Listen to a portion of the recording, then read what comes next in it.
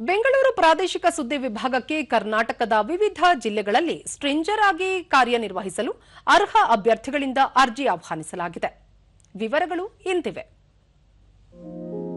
ಬೆಂಗಳೂರು ಪ್ರಾದೇಶಿಕ ಸುದ್ದಿ ವಿಭಾಗದಲ್ಲಿ ಸ್ಟ್ರಿಂಜರ್ ಹುದ್ದೆಯಲ್ಲಿ ಕಾರ್ಯನಿರ್ವಹಿಸಲು ಅರ್ಜಿ ಆಹ್ವಾನಿಸಲಾಗಿದೆ.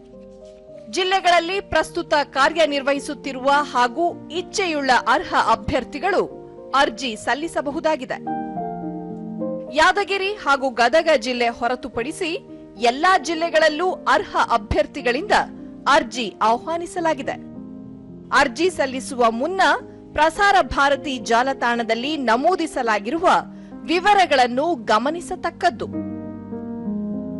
ಅರ್ಜಿಯ ವಿವರಗಳು http://prasarabharati.gov.in/pbvacancies/ ಜಾಲತಾಣದಲ್ಲಿ ಲಭ್ಯ.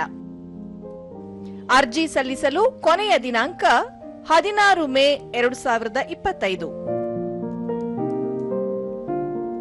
ಅರ್ಜಿಗಳನ್ನು ಸ್ಪೀಡ್ ಪೋಸ್ಟ್ ಅಥವಾ ರಿಜಿಸ್ಟರ್ ಪೋಸ್ಟ್ ಮೂಲಕವೇ ಸಲ್ಲಿಸತಕ್ಕದ್ದು.